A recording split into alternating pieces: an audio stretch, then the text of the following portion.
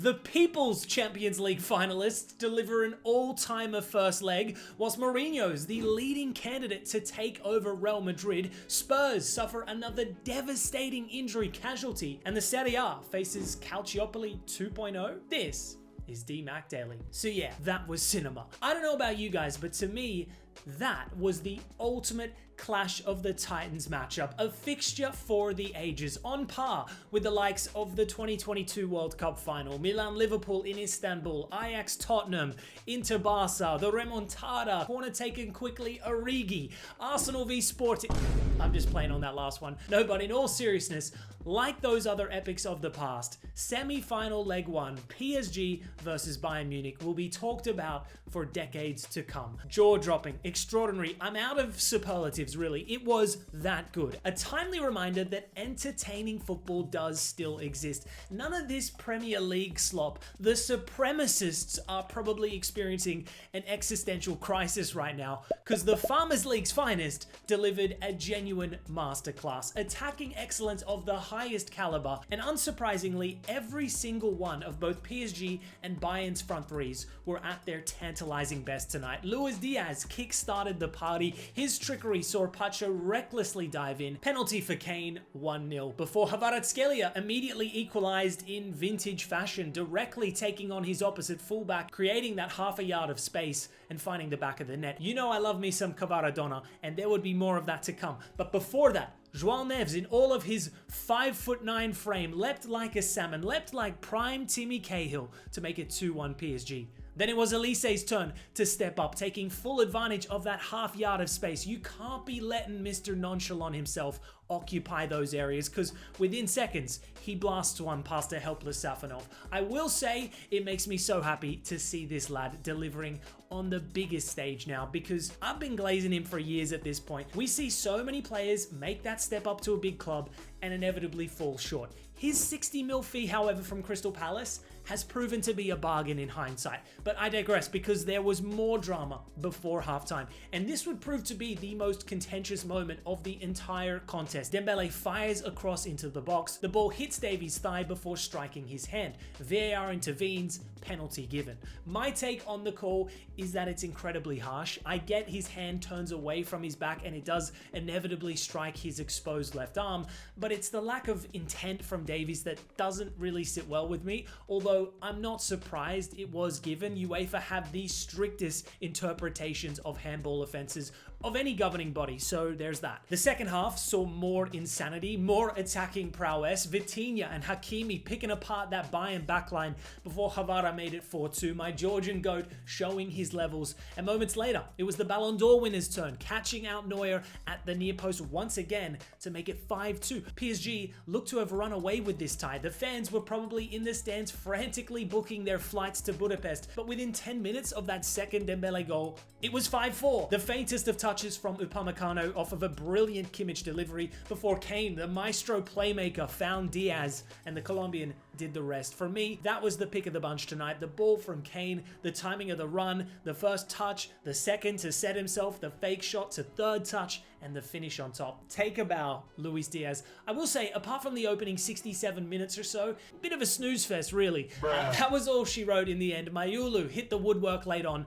but 5-4 full time. Advantage PSG heading into the second leg at the Allianz. Both teams will come away from this game with mixed feelings. PSG had a 3-goal ascendancy at one point, only to immediately lose that seismic advantage. Short, they came out on top against a world-class team in Bayern, but they'll be well aware that there's everything to play for in that return leg. From Bayern's perspective, defensively, there's questions to be answered, but the resilience to quickly get back into this contest against a rampant PSG on their own turf is worthy of praise. They'll also be lamenting that penalty decision, because in the end, that was the difference between the two teams. I think both sides will actually be fairly confident of reaching the final. PSG are reigning champions for a reason, and Bayern know that the French Giants are within reach. Not that it really matters in the end, but Bayern had a higher XG in this match tonight. PSG have actually had a lower XG than their opponents in 4 of their last 5 UCL outings. As good as they are, this team is definitely beatable,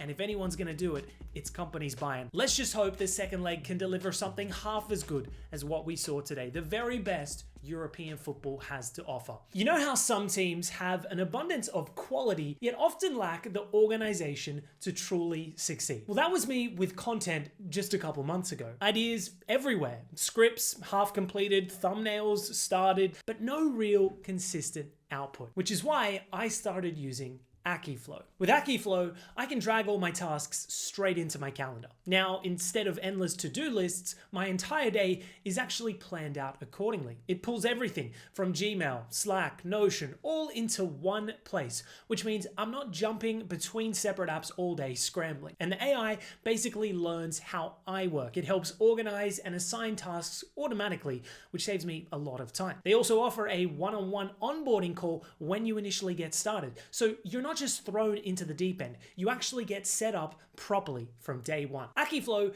isn't just for content either. Whether it's work, studying, or running your own business, if it's not scheduled, more often than not, it doesn't get done.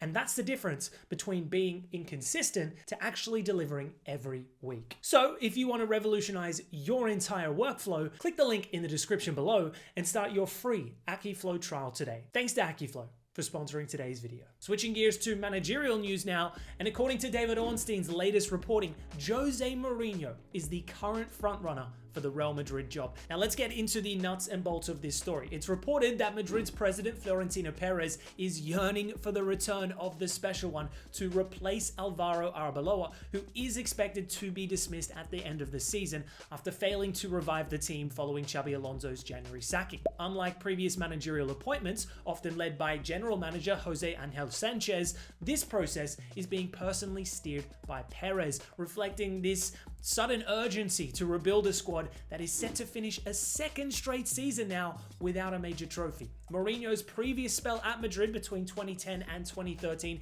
delivered 3 trophies in total, the highlight being the record-breaking 2011-12 La Liga title. Now, the rationale behind this hypothetical reunion 13 years later is that Mourinho would be able to exert control of a dressing room defined by big egos. However, the move is far from universally supported internally. Remember, Mourinho's early tenure was marked by significant dressing room friction, most notably his fallout with Iker Casillas, which divided many fans and media alike. More recently, his controversial comments involving Vinicius Jr. have reignited concerns about his man management and public messaging. There are also practical concerns. Mourinho is currently under contract at Benfica until 2027, although a relatively modest release clause, reportedly in the region of 3 million euros, shouldn't be too steep for the Spanish Giants. It is worth noting that nothing is actually confirmed yet for all this talk about Madrid's next manager. Arbeloa is still in the job, but as mentioned previously, his days are almost certainly numbered in Madrid. Now, for my own take on the matter, and perhaps a longer deep dive is required because there's so much to be considered upon the news of this man in this particular job. Guaranteed fireworks, that's for sure.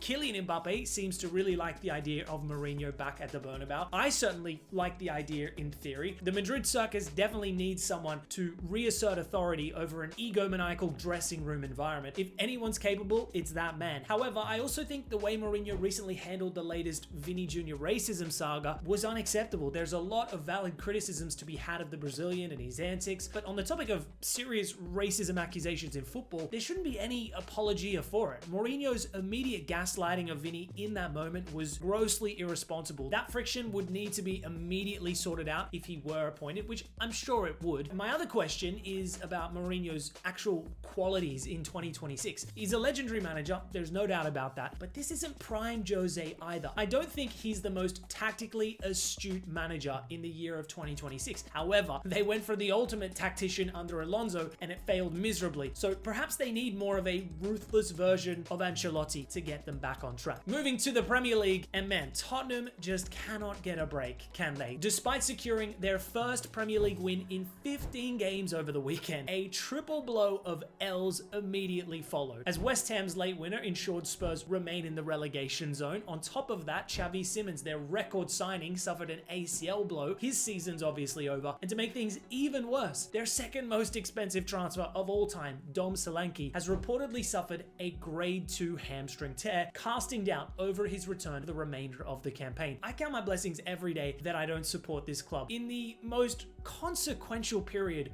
of their club's entire history, they're without 365 million euros worth of key first team players. They got an entire starting 11 missing. That is genuinely tragic. I don't know what Spurs fans have done in a previous life to justify this kind of suffering. Looking at the table, and whilst Forest and technically Leeds are still at risk of relegation, I think realistically it's a two-horse race between West Ham and Spurs for 18th. Both teams' remaining 4 games are all going to be difficult, although the Hammers have a 2-point advantage. They're in better form and aren't facing a full-blown injury crisis either. De Zerbi is going to have to pull off a miracle to get Spurs out of this looming catastrophic situation. And to close out today's episode, we move over to Italian football, and we got ourselves a bombshell, the absolute last thing this country needed, with the news that Gianluca Rocchi, the literal head of referee appointments for both the Serie A and Serie B, is under criminal investigation for alleged sporting fraud. Rocchi, a highly decorated former referee, has stepped aside from his role whilst maintaining his innocence. At the center of the case are accusations that he may have improperly influenced decisions and referee appointments, prompting comparisons to the Calciopoli scandal, the infamous 2006 crisis that exposed systemic manipulation in Italian football, a disgrace that, truth be told, the country is yet to fully recover from. Now, the investigation itself stems from 2 key flashpoints. The first is a VAR incident during Udinese v Parma back in March 2025, where a penalty decision appeared to change after an alleged external intervention, reportedly a tap on the VAR booth window linked to Rocchi. Such interference would break strict protocols designed to ensure refereeing independence. And although the Italian FA initially cleared those involved, prosecutors are now examining the incident as part of a wider case. The second concern claims that referee assignments were discussed in a way that could favor Inter during last season's Coppa Italia semi-final against city rivals Milan. Even without direct match manipulation, attempting to even influence which officials oversee games can qualify as sporting fraud. Now, it is important to note that Inter are not under investigation and have strongly denied any involvement in this fraud. As for the optics of this news, and as one can imagine, it's abysmal. Italy's refereeing body is already unstable, with recent resignations, bans, and even past criminal cases involving senior officials. Beyond the legal case, the potential reputational damage of this is crazy. Italian football is already in a dark place. Their clubs are struggling in European competition. They failed to qualify for 3 successive cups. An escort ring was recently uncovered a couple days ago, and now this, 20 years following the worst scandal in modern football history, we got a 2026 variant in the same damn country. All I can really say at this point is mamma mia. Anyways, legends, that's all for today's DMAC Daily. Thanks for watching, and I'll see you tomorrow.